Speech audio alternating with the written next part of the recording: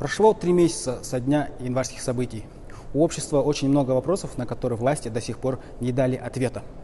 Сегодня я поинтересовался у депутатов Маджлиса, довольны ли они ходом расследования январских событий. Видите ли, сказать однозначно, это вопрос очень сложный, потому что это многих задевает не только, скажем, в плане финансов, разрушения бизнеса, это моральная травма, большая душевная травма.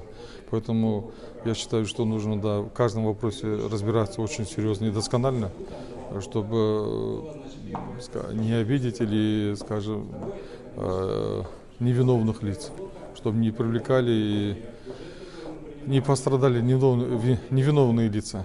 Да, доволен. Ну, в смысле, у вас нет никаких вопросов или на все вопросы ответили?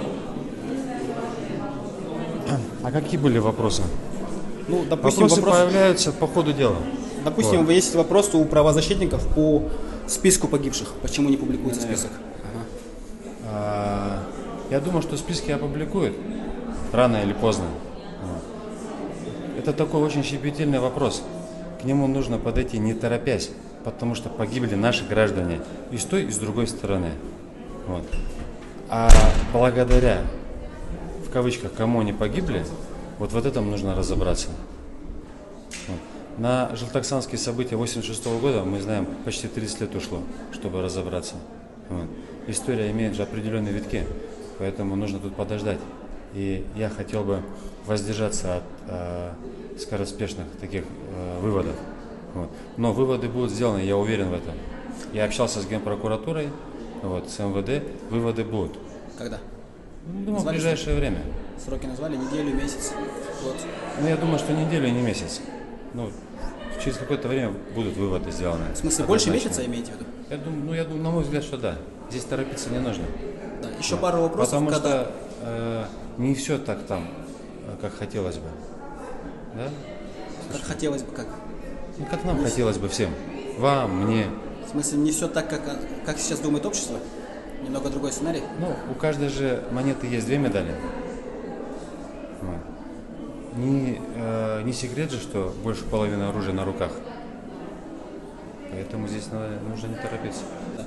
Смотрите, то, что лично я наблюдаю, изначально в январе какой шум был, после того, как были сформированы общественные комиссии, после того, как депутаты также выехали на места, количество людей, задержанных, именно содержащихся именно СИЗО, уменьшилось. С этой точки зрения мы видим, что прокуратура подключается к этому вопросу.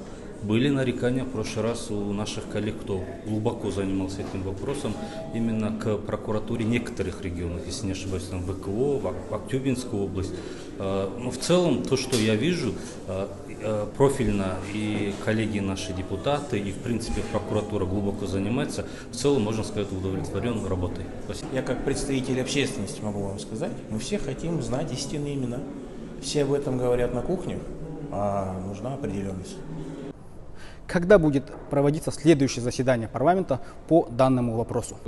Да, мы инициируем эти вопросы, чтобы поднимать и рассматривать, но я сейчас не могу сказать. Я, правда, не знаю. Вот, этим занимается оргкомитет. Вот, я занимаюсь в некоторой степени другими вопросами. Я в другом комитете по международным делам обороны и безопасности. Вот. Ну, как будет, будем знать. Как минимум за неделю, а может быть и за месяц. Вот. Пока информации нету, пока ничего сказать не могу. Я думаю вообще, что чем быстрее, тем лучше. То есть людям надо дать определенность. Потому что и мне вопросы задают, у меня большое общественное объединение, которое представляет разные слои населения. И эту определенность они хотят получить. Какие вопросы депутаты хотели бы задать по данному делу? Мы, чтобы население знало полную картину, чтобы была ясность, определенность, и хотели бы честного расследования, чтобы не спускали там на тормозах или специально не строили какие-то, скажем, сценарии, дабы убедить население. Как гражданин нашей страны, узнать все четко и предельно ясно, как и все люди. Основные причины, почему это произошло, кто является заказчиком. И мы видим, что много разных домыслов Главное, чтобы сейчас задача эти домыслы полностью убрать, как есть сказать открыто обществу, что было, кто заказчики, кто организаторы этих январских событий, и чтобы эти все люди получили свои наказания в конечном счете.